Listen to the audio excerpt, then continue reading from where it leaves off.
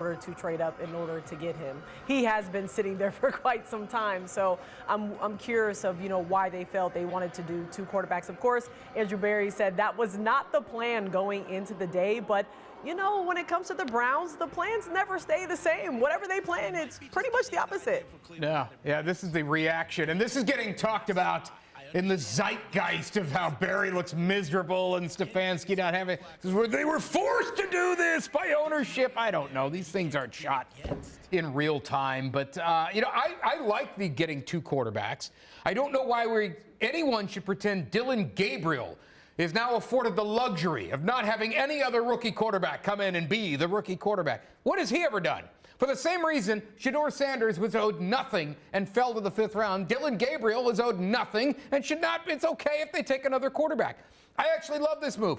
If they had drafted Cam Ward 1st overall, I would have been fine with them taking another quarterback because they don't have a quarterback.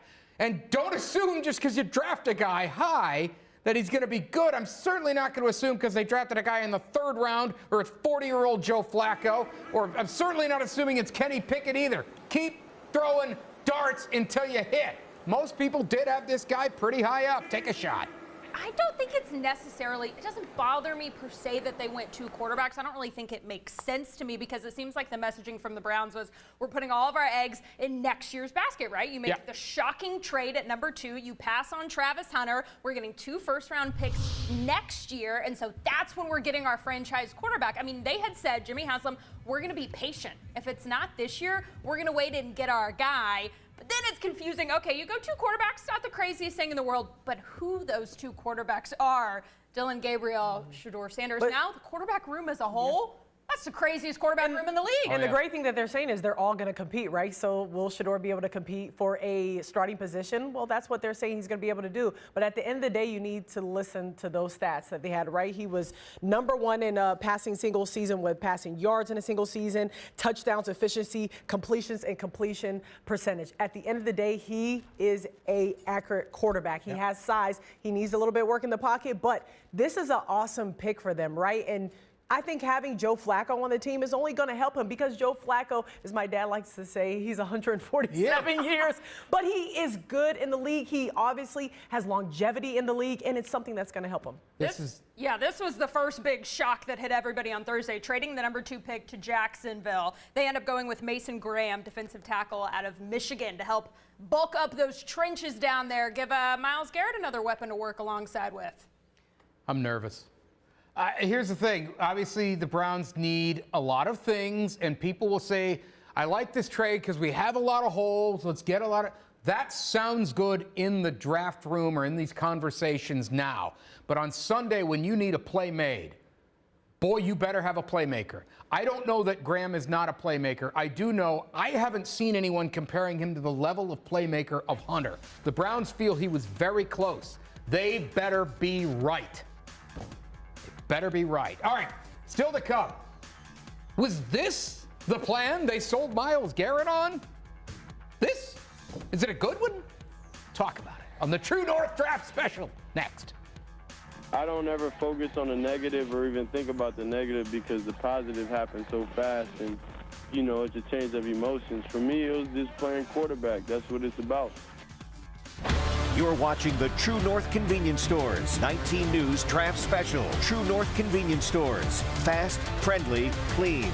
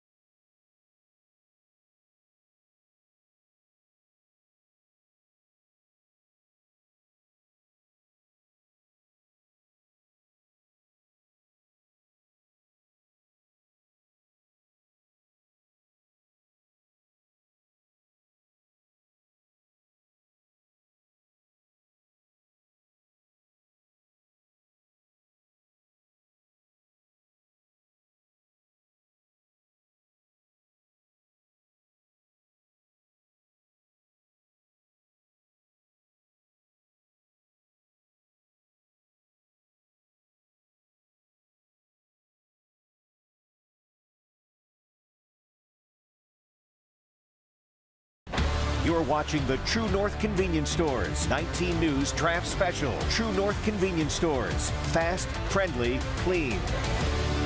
I mean, just leaning on AB and his expertise, and knowing that he has a plan on what this team and this offense will look like going forward, and he's going to put the best offense possible out there. He's gonna get a QB that we all continue to have faith in, and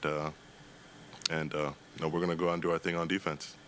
All right, so you might be hearing that and thinking, wait a minute, this is the plan they sold him on back here on the True North Draft Special on 19. Here's what I think Myles Garrett heard, in addition to the big money, $40 million a year.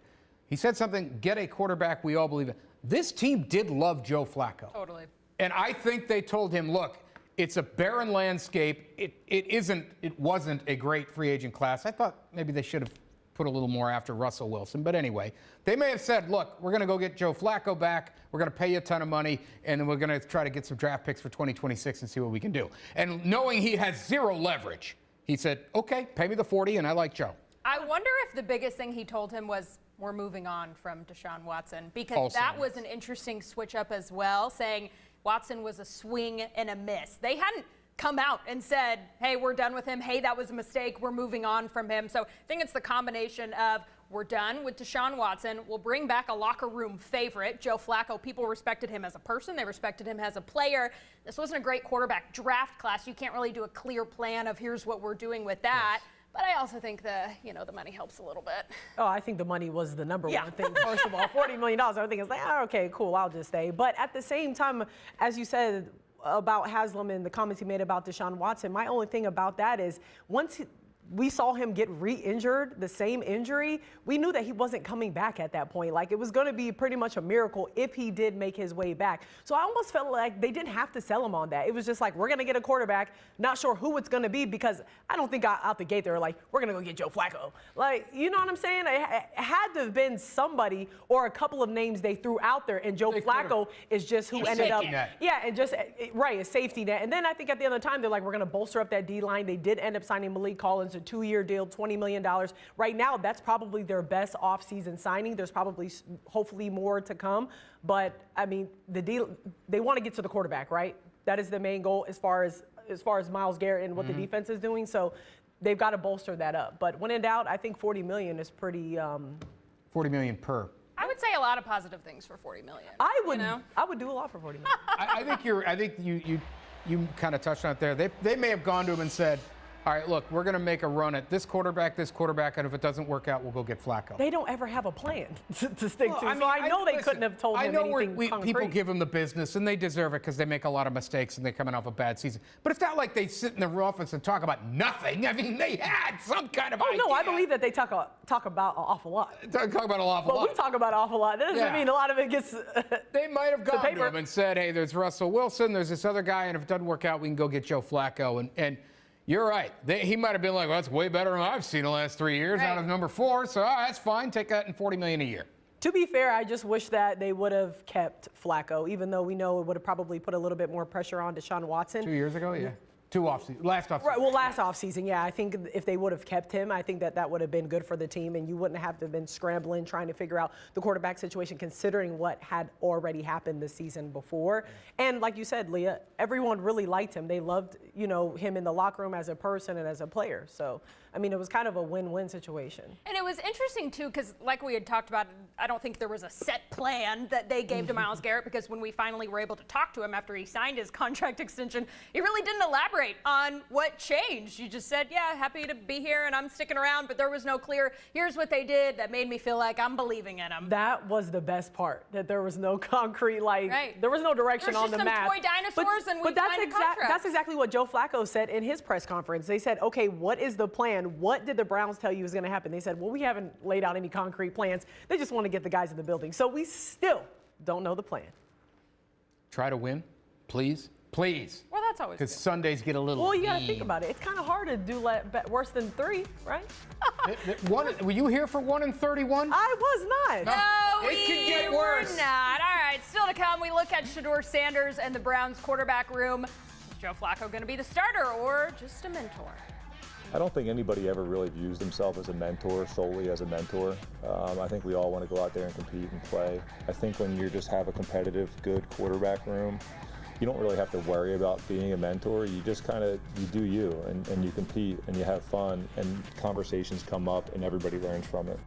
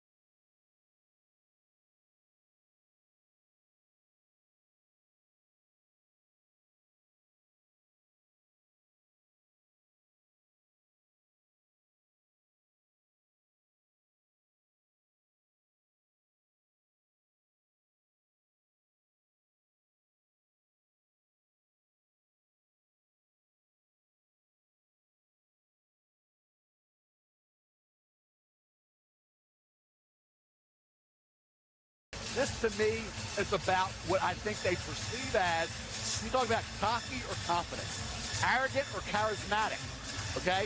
Leadership. There's not going to be a show. There's not going to be a circus with Shedeur Sanders. Deion Sanders was one of the hardest working players in the history of this game. He brought with him a great work ethic. He was loved in every locker room. Atlanta Braves clubhouse, by the way. Shedeur Sanders will be the same thing. He will galvanize. He's a pretty tough dude. He took a lot of hits. He got sacked a lot of times. And I think it's a good thing in that it proved to everyone how tough of a guy he is. He bounced right back up and kept playing every time he got hit. In the NFL, obviously, you're going to have to get rid of the ball quicker. You're not going to be able to take sacks. But that's all part of getting in with the right offensive coordinator, getting on the same page with your coaches.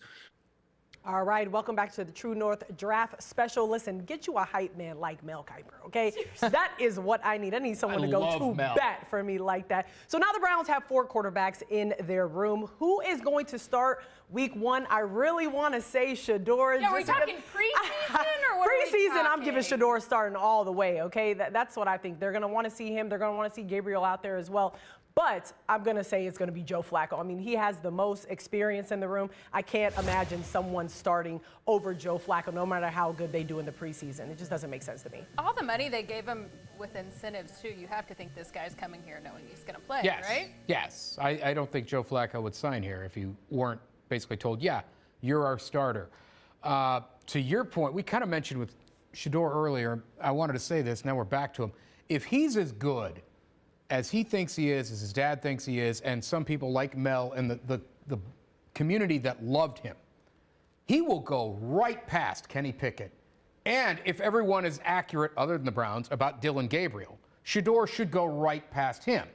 If all the things we've heard about most of these players, 3 of these players have been right up until the last couple of weeks when everything got wacky, Shedeur should go past Pickett and go past Dillon Gabriel pretty quickly because he'll pop in practice, he'll do the right thing in meetings, he'll do all that stuff, he'll play well, and he'll go past him on the depth chart. So I think he gets opportunity as long as he is as good as he says he is and thinks he is and his backers say he is. Do you think the opportunity he gets is because he is performing well and doing well, or is it because just the perception and everything that is surrounding Shedeur right now that people want to see him play outside of just in the preseason? Browns don't care about that. I think that Do you think him. so? No, they don't. Browns don't care about that. I mean, look how low he went. I think, if anything, the perception and the train that comes with Deion Sanders, I think that ended up hindering him in this draft. And some stuff he posted on social media, his presence, things they've been saying. We saw release clips at his draft party where he and his dad were talking about, who do the Browns have right now? Oh, yeah, they have Joe Flacco. And he's like, oh, yeah, that guy's as old as I am. So I don't think anything that went on in this draft process necessarily helped him. If anything, it hurt him. So I don't think that would be a plus for the Browns to be like, yes, let's put him out there. We love this. Well, we know we're for sure going to see him a lot in the preseason. I think that's a given between him and Dillon just to figure out, who they're going to go with, right? Because we can't keep everyone. With 4 of them now, and you got to keep 4. I mean, you got at least in the preseason, right? You got to think they get a quarter each at some point. Obviously, if Flacco's a starter, he'll go a series or 2 early on.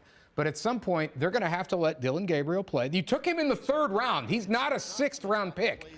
They may have completely overdrafted him. A lot of people feel like they did. But let's give them the benefit of the doubt. Maybe he is a good football player in the NFL. He doesn't have the height, that's for sure. But you took him in the 3rd round. That is significant enough draft capital that he has to play in the preseason. How do you feel if you're Dillon, though, right now, considering Shedeur comes right after you, and then we all know what all that brings with Shedeur, and the team is shouting him out. No one even said, "Hey, Dillon, welcome to the team." I'll tell you what, he's probably a little uncomfortable. However, because a 3rd round that's some significant draft, there is a little bit of insulation there. Like, they're not going to cut him. You know what I mean? Like, and if they did cut him, somebody would get him. So he's probably feeling a little insulated, but also a little bit like, wait, I thought I had the gravy train to the 3rd quarterback. Right. Wow. I think going into it, though, especially as a rookie, you're going to have to compete, right? And so he's already going in with the mindset of a lot of people are overlooking Dillon Gabriel. A lot of people didn't think he deserved to be taken as high as he did. So I think he's already going in with a bit of a chip on his shoulder. Yes, bringing in Shedeur is probably going to add to that. But I think he already knows, okay, people are overlooking me. I'm really going to have to fight for my spot. It is a lot of Shedeur talk. Listen, legendary. We got to start it out already. Come on, Leah. Throw it up one time. All right. All right, listen, no, we did not forget about the rest of the Browns draft class. It will be a Shedeur Sanders free zone in our next segment on the True North Draft Special coming up. You're watching the True North Convenience Stores 19 News Draft Special. True North Convenience Stores. Fast, friendly, clean.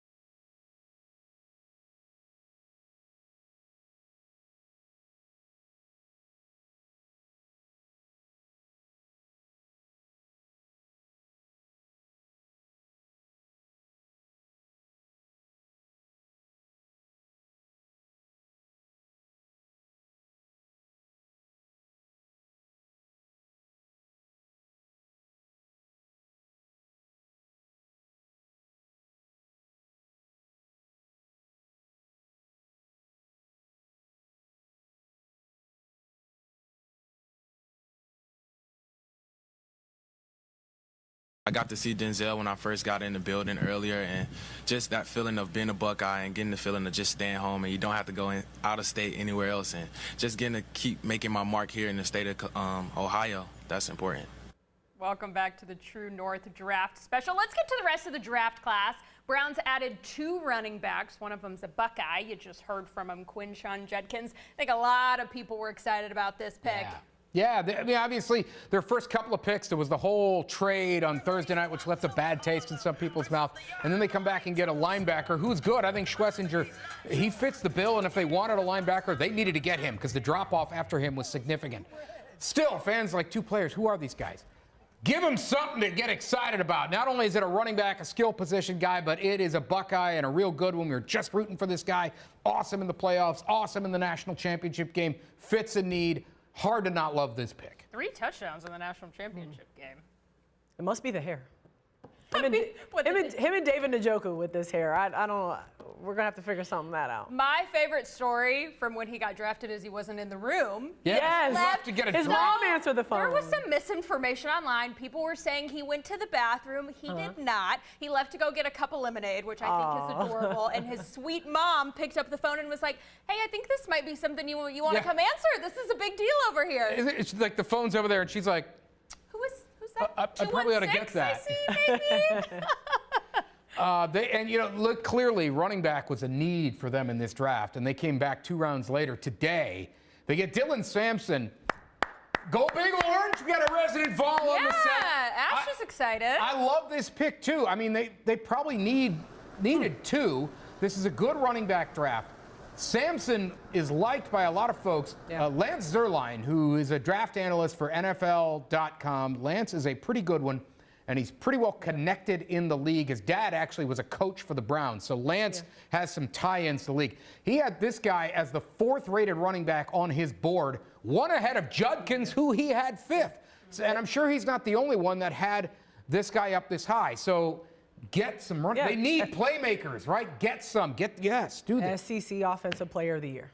He was phenomenal. SEC Offensive Player of the Year, 22 touchdowns, almost 1,500 rushing yards. I mean, the guy's incredible, if you ask me personally. You're a little biased with the 100%, but I have no problem saying that's all right. Like anything, I bleed orange and white. They could be the 950 pick that doesn't even make the draft. Mr. Irrelevant. And I'm still going to be like, yeah, he's awesome. She's going to be like, he's the guy. I like to with those guys and Judkins, they're used to being a 1-2 punch, right? And he was with Travion Henderson in the backfield. And so we don't know obviously exactly who they're going to pair him up with. As of now, it's been Jerome Ford. That's been their go-to back. And so Jerome Ford's been used to doing that too. He doesn't take all of the reps. And obviously we don't know what's happening with Nick Chubb. And so I like that. I see these guys fitting in nicely. They'll fit great together. They're used to that kind of thing. And then they get Schlesinger. I meant to mention him. This team needed linebackers, right? JOK's awesome. Obviously, there's the injury. Even if he is 1,000% healthy, there's not a lot after him. No. Hicks is good. Hicks is fine. Bush is kind of They need other playmakers out there on this defense. How long? You don't know how long Hicks is even here for. Right. So technically. This absolutely filled a need. Yeah. Stefanski did tell him he's got to get his hair together. Was it Schwartz? I thought it was Jim Schwartz that said that. Was it Schwartz that said that? Okay, I thought it was Stefanski that said that. Okay, Schwartz said he. What's wrong with the hair? I like the hair. I thought the hair was fine. I mean, Schwartz he probably thinks it's too West Coast California. Yeah, he's like, this is Cleveland. And then a little gel in that thing. They addressed another need in the third, Fannin. Yeah. The Kent McKinley Bulldog. Super awesome. Cool pick, yeah. Super productive at Bowling Green. Yeah. Action. Not hyper athletic, which sometimes does contribute to how successful tight ends can be, but athletic enough. And right now, what they need out of him is just go be their second or third guy. He's going to sit by. Can you believe? I looked at David Njoku's going into his 9th year. It's crazy. Good. I feel like he's been in the league 5 years. Like, geez, this guy definitely doesn't feel like almost a decade. That's for sure. So yes, maybe this is the next guy in line. But Stefanski's offense, a lot of 2 tight ends. Maybe he's just here for a while and is productive as a second tight end if they replace Njoku with a big name down the road. Either way, get a guy. They needed him. They needed a guy. Which you talked about with linebacker, too. This fills another need. Yes. Maybe some of these names aren't the bigger, flashier names that we've heard before, but they're filling a need. And there's a lot to like about this guy. Just looking at his highlights, if he's not someone that's known around the whole country, go look up a couple of his highlights. 1,500 yards. Yeah. This guy can It's nice that his rock. whole family's going to be able to come to the game. Yeah. Be able to see him shine. That's First Bulldog drafted in 3 years, and I'm sorry, I forgot the young man's name who was drafted in 20. Well, I hope he is not watching this show. I We'll apologize. find it in this break. All right, so what about Nick Chubb? The Browns, they don't even really talk about him. How come? Talk about it next. You're watching the True North Convenience Stores 19 News Draft Special. True North Convenience Stores. Fast, friendly, clean.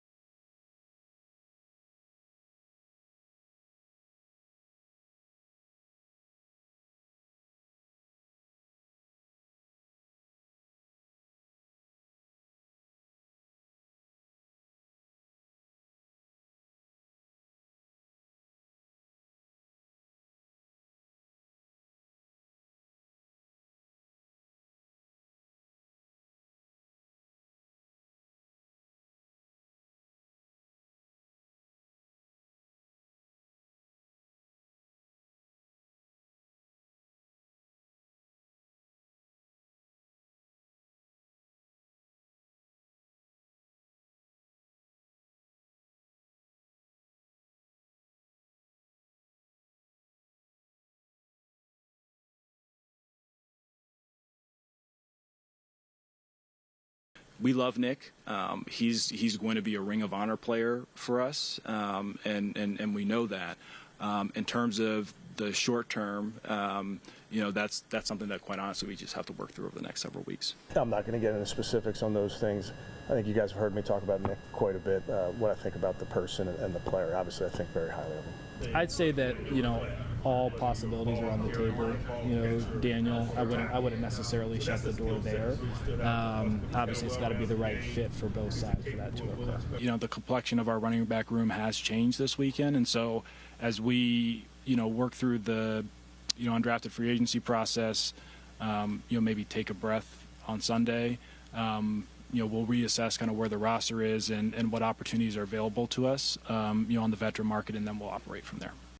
Yeah, so the Browns don't really want to answer or commit any kind of anything to bringing back Chubb. Most of that was before the draft, and I think the reason why they wanted to get through this. They took 2 guys. They could cut loose Pierre Strong and bring Chubb back. I don't think they will. They drafted 2 guys. I got to think Chubb goes elsewhere. I would think so too, and it doesn't bother me how much they haven't necessarily been talking about Nick Chubb, because first off, they're not going to show their hand and say, yeah, we're moving on from this guy, especially before the draft. But I also think too, he's such a beloved player in Cleveland. Yeah. And so it is a really sad situation if this is a player you are moving on from. And I think the Nick Chubb story, he's had so much potential here. He's done some really great things. Unfortunately, he's had a couple bad injuries these past seasons and hasn't done what he wanted to do. But I think you have to tread lightly, because fans are going to be really upset if they do cut him loose. That's exactly what I was going to say. I just think he's too beloved for them to say anything wild before people start freaking out that, okay, Nick Chubb is not coming back. But, I mean, he is out there. He's testing the market. It sounds like he's not getting any bites out there.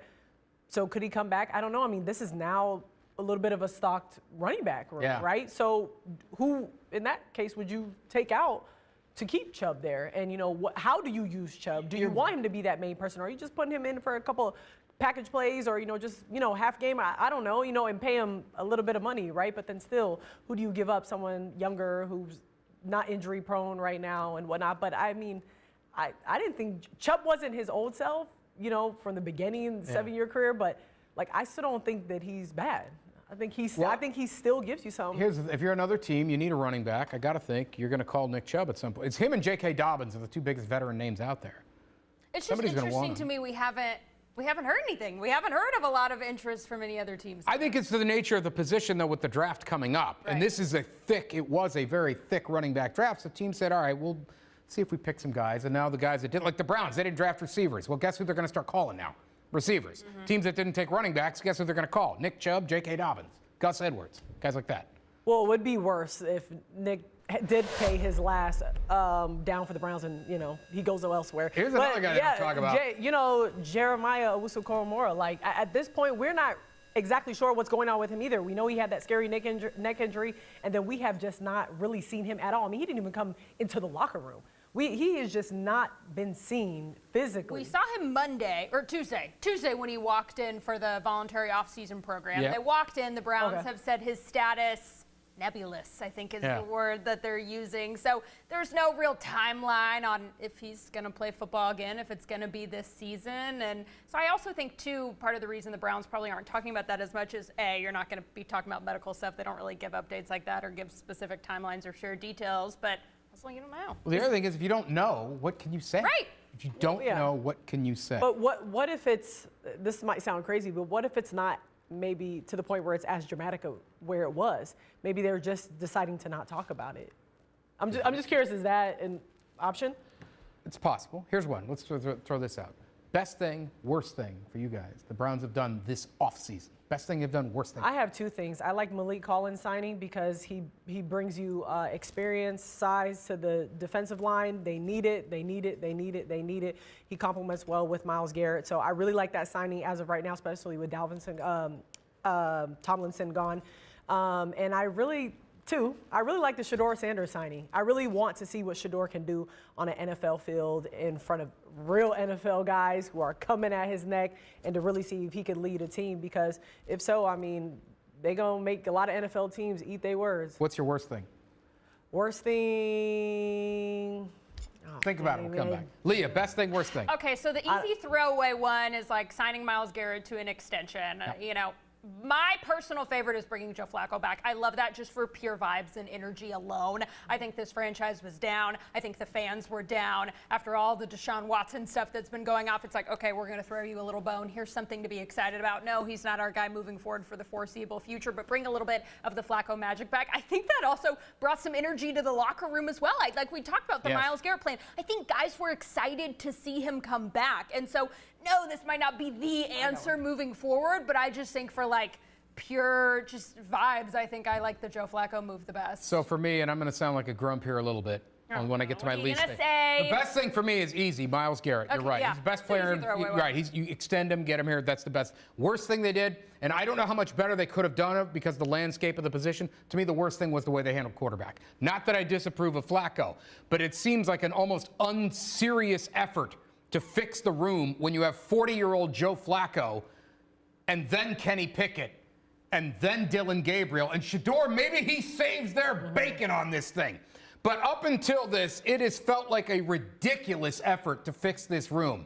And I understand options were limited, but Russell Wilson got a job. Kirk Cousins is still in Atlanta, and I might take either of those guys over Joe Flacco. Russ may not have wanted to come here, though. New York and Cleveland a little bit different. Wouldn't we have heard that? Wouldn't we have heard that if Russell Wilson said, to say my last point, what I thought was worse was the fact that Myles went on that whole campaign, said it wasn't about the money, and it was about the money. It's always about the money. True. My worst thing would be the toy dinosaurs at the press conference. Felt like I was at a kid's party. The cupcakes could have been. All right, still to come. It was a big weekend for the Buckeyes. Keep it right here for more of the 19 News True North Draft Special. You're watching the True North Convenience Stores 19 News Draft Special. True North Convenience Stores. Fast, friendly, clean.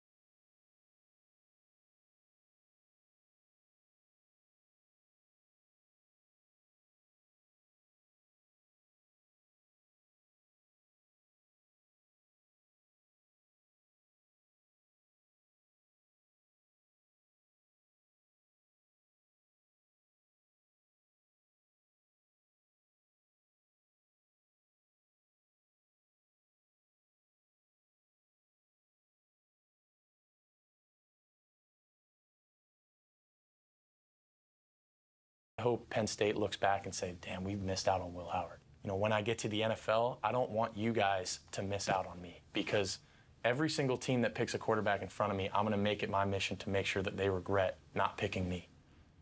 Love the passion, the enthusiasm. Good job. Yep. Thank you, guys. Good job. Draft me. Yes. There you go.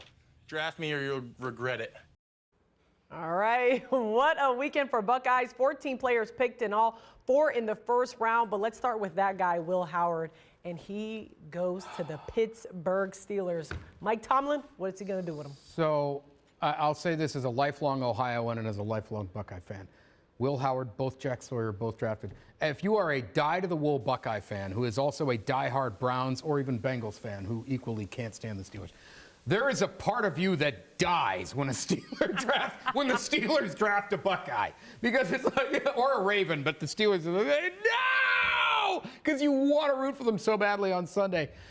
Listen, that room is pretty open in Pittsburgh. Will Howard might get a chance to get there and go do some things. This is about, where do you go, 4th round?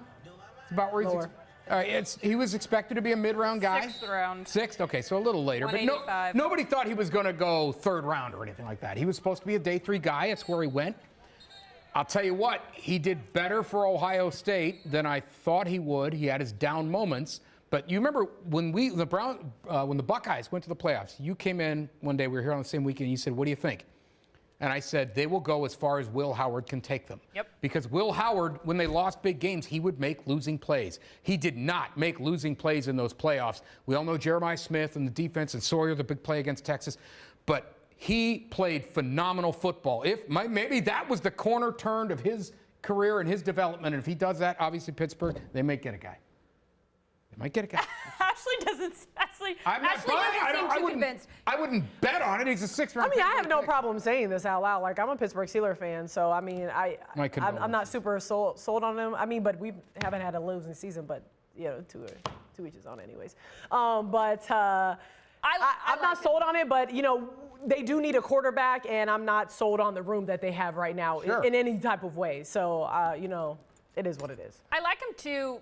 Real quickly on him, he's got the build of a Josh Allen, He's right? big. And so if you give him a little bit of time to develop, I'm interested to see. He turns into a Josh Allen. Okay, all right. I'll come back and eat my words. You heard it here first. Ibuka to Tampa. I like. They're pretty loaded right now. They got Mike Evans. They got Godwin's there, but they're both getting older, especially Evans. Ibuka, kind of a bigger guy. They call him a nice big slot, but they think he go. I love Ibuka. I loved him. He's productive as heck at Ohio State. A lot of people felt he was the safest receiver in this draft. Maybe not the highest ceiling, but easily the highest floor. We'll see how it goes. Hard to not root for Emeka Ibuka. Yeah, and I think it's incredible too. What is it? 14? 14 Buckeyes win. I mean, what is the highest number for the Buckeyes, dude? I think that is it. It ties the record. Wow. Okay, so there it is. I just think it's incredible that this was a team, obviously after the Michigan loss, that was pretty widely overlooked. Yeah. And went on an incredible run, won a national championship, and I'm just glad we get to keep. Would they have done that without the Michigan loss? Do you think that's what gave them that extra fuel? Because it seemed like they were a totally different team after they lost to Michigan. It seems like that. I almost feel like they needed that, even though I know Buckeyes fans probably hate. Well, that's what I want to ask Mark, because as a Buckeye fan, I don't think you want to admit that Michigan loss was pretty important, and I think turned things around. But I remember I asked you a while ago, I said, would you rather never lose to Michigan again, or you win a national championship, but every single year you lose to Michigan? I mean, you had said. You can't ever process the thought of losing to Michigan every single year. That is no. That's what I said. Is I think a loss to Michigan hurts more than the joy of winning a national championship. And that's because Michigan people and fans and players are still saying, but you still lost to Michigan. But you still lost to Michigan. Yeah. There was like signs, but you still lost to Michigan. We did. I get it. You said I didn't want to admit the Michigan loss was important. No, it was important. I can't construct the sentence to say it was good. And there is a difference. I cannot do that. Henderson, by the way, that could be fun. Henderson to the Patriots. I know Ramondre Stevenson's there. They're different kind of backs. Vrabel, he's got the running background. Obviously, he had Henry. He doesn't have a Derrick Henry there, so we don't want to pretend that they're going to go crazy. They have Derrick May. They might throw it around a lot, but he's got a chance, if they can block things well, to be very explosive for the Patriots. I liked the question you had asked him to. That's like the most Steelers pick ever. But I liked the question you had asked Quinshon Judkins about Travion Henderson, about how they were kind of going through that draft. Yeah, they passed around a mic. They put a guy in a speakerphone. Who doesn't love the fact that speakerphones are still used for something? Like fax machines. There's a purpose. Draft night, we get him on a speakerphone, and I asked him, what's this been like for you with Henderson? Because you guys, your buddies. Every mock draft had them real close to each other. Every evaluator had them real close to each other. Sometimes and sure enough, Quinshon goes, and then Henderson goes 2 picks later, and he said it was great. Yeah, right? They're each other's biggest fan. They went in. They didn't have any kind of bets on anything like that. They were just a good friendship. That guy is one of these dudes. You don't hear his name for a while, and then he completely ruins an opponent 1 week. Like that, JT single-handedly beat Penn State one time in Happy Valley. It was unbelievable. He can just get on fire and completely explode an offense. It's amazing. Dark horse, Schwab.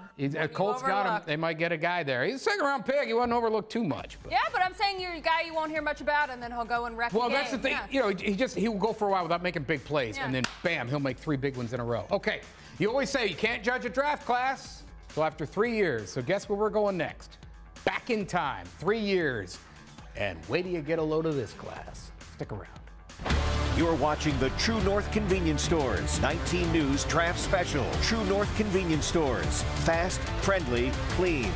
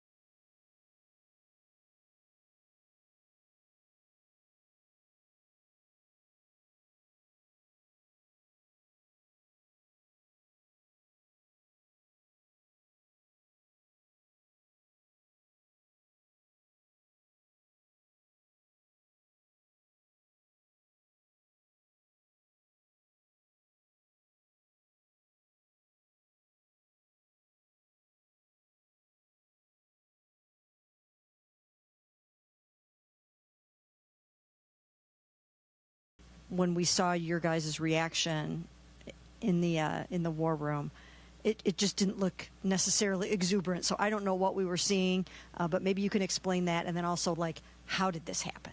Yeah. I think we're probably just tired from the weekend. Those clips, it's not timed up to exactly the right When time. we're actually so I making a wouldn't, pick. don't read too much into that. All right. Welcome back to the 19 News True North Draft Special. I'm not buying that because first off, of course you're tired. There's no question about it. But this is a life-changing moment for a kid. And so if I'm getting drafted and this is the best moment of my life, and then you go to my GM and head coach and they're like, yeah, no, we just didn't seem very excited because we were a little tired. I'd be kind of offended First by of that. all, See, I don't. Oh, go ahead. First of all, me and Leah have been standing up for an hour in heels, and we still look happy, okay? And our feet hurt, and we are ready to get out of these heels. So listen, you know how to fake it if you want. Look at Andrew. Look at that face. Andrew is upset. It does not look like that was Andrew's pick. Kevin, sometimes I'm just like, Coach Stefanski just goes off of whatever, whatever anybody else is kind of, he's just a floater. He's like, I'm fine. He's pretty even keeled. He's even keeled. He's like, stays whatever. the same. But Andrew Berry did not look like he necessarily wanted to go with Shedeur. And to me, I do think Haslam was in his ear like, he's on the board, we're going to take him. All right. Figure it out. So here's what I think. If anyone follows the draft on TV and also on social media, which is to say follow it on Twitter, because that's the only one you get in real time, X, whatever we're calling it, the picks drop on X sometimes 10 minutes before they are announced on television. Right. That could have been 10 to 15 minutes after they turned in the card and talked to Shedeur. What are they going to do? Sit there with the stupid Jack Nicklaus smiley face like the Joker? But why is everybody in the background like, woo? And because they know they're on TV. There we go. There's more people that look excited. The other Haslam right there looks excited. This is so far removed from the moment they turned in the pick and talked to Shedeur. So then look at that face. Look at that face. So what? That man is upset. Here's my Cut question. it out. Cut it out. He's not stupid. He knows he's on TV. And he's upset. Here's my question. If it's not synced up, yes, I believe that, right? It already breaks and whatever. That was still synced up with the broadcast of when it was announced. That's the same that it is for every single pick. Every single pick, it normally breaks a little bit before. Yeah, I know it comes out more in the later rounds, but it normally breaks before. So why didn't they have that reaction for all the other picks? How do we know they didn't? I didn't see them draft Dylan Sampson. I mean, what are they normally after they're getting Dylan Sampson in the 4th round? Can we go back to last year's 7th round pick? Are they like, yeah, we got our long snapper? What are they doing? It's also Shedeur Sanders. We're not talking about a long snapper. Here's another thing. That's how to have everything around between him and Deion Sanders. To be fair, so if they did not want to be perceived that. Now, one thing I do like about Andrew is the fact that he cleaned it up real quick. He was like, oh, looked at Kevin, was like, I just think we're a little sleepy, right? Looked at him and Andrew. I mean, Kevin, I don't know what the heck he said at first. And he was like, yeah, we were sleepy. And I think another thing that maybe backs up how Ashley and I feel that you should read a little bit more into this. I think, too, if you're really excited about bringing him in, then you'd say, oh, we were a little sleepy, haha. And then you go, but man, we are still so psyched about this pick. Yeah. And you didn't get that. Yeah, you didn't get that. For the most part, and sometimes, Barry is even keeled too. Like he's not, very, very high, but we know when he's excited about something. And to me, he just didn't show it. He could be excited inside. I'm not saying he's not, but he definitely didn't see it. We mentioned we were going to go back 3 years to that class. So let's do it. We never stay on the same subject. Never, but we tease. You're going to pay off the tease. Here we go. Now remember, this was the year, obviously they didn't have a first, and they ended up not having a second. They traded down. They got a stack of thirds. Emerson is still on the team. He's fine. Alex Wright, rotational pass rusher. David Bell's gone. Perrion Winfrey was a dice roll and an idiot. Cade York was not good at kicking, which is bad when you're hired to kick. Jerome Ford's still on the team. I'll give this a solid, like a C. I mean, maybe I'll give it like a C plus, considering they had no first. Right? Yeah. That's the one that's got the higher hit rate. Emerson has been a top player for them. And so is someone I do want to talk about. Sorry, I know we're showing the video, but is Alex Wright. I mean, Alex is coming off of injury, and when he was playing, he was doing very, very well. They were saying that this guy has a high ceiling. He's going to be a big player for them. And I feel like now that he's healthy, I've seen him working out and everything like that. I feel like, that's going to be a good big player for them on that D-line. you want guys. I'll go B. I'll go B because I got 3 or 4 guys still on the team. Well, listen, even if Alex Wright doesn't turn into like a star or a starter, if he is a solid rotational pass rusher, you know you need those guys in waves. And if you can get a guy middle rounds that contributes to that for years, that's a good pick. Ford, good rotational running back. He's fine. Bell was a bust. He was too slow. He was very good at Purdue. It just wasn't going to work out for him in the NFL. But they got like 3 guys that are still on the team when they didn't have any high draft picks. Look at that. I love all that Watson video right there. Carry on, Winfrey. This guy was just a knucklehead. They drafted him, and there was video of him like on a FaceTime call, wandering around his house with no shirt on, just talking to himself on the phone. It was like, this is what's a crazy wrong? man. The man can't wear no shirt in his house? He just looked like a crazy man. But then you know what he had no shirt on in his house? No, if you saw the entire thing, he looked like a crazy man. And then you know what it turned out? He was a crazy man. What is that? If it walks like a duck and quacks like a duck and it's probably a duck. Do not walk around the house with your shirt off, or you It will was be more crazy. than walking around without a shirt. It was that and the other thing and the other. We've lost the plot. We've lost the plot, guys. He was very excited to play with. Love to Miles break Garrett. this down He was with at you guys today. It was awesome. In Madden, that was his deal. All right, sun going down in the big city. The sun down on the draft. Thanks for joining us on the True North Draft Special for Leah Doherty and Ashley Holder. I'm Mark Schwab. Say it.